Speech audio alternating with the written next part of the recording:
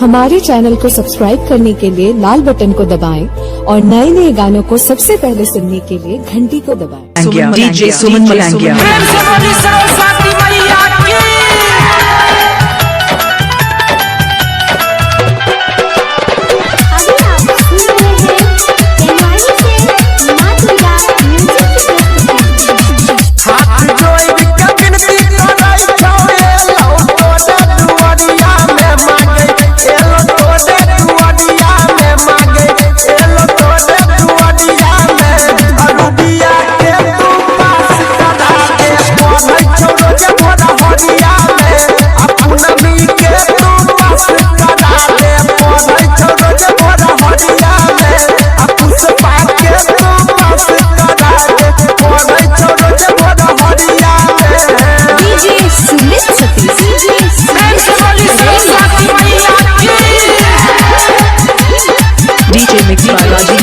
Mobile number 73209783 DJ Suman Malangiya. DJ Suman Malangiya.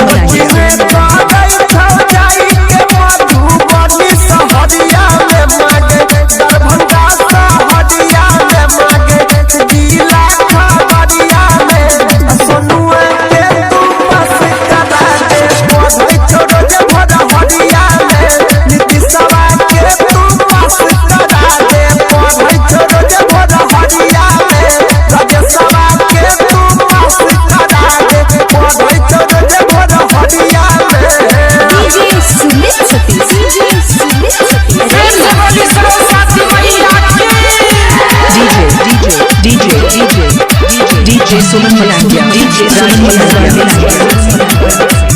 Mobile number 7320978361।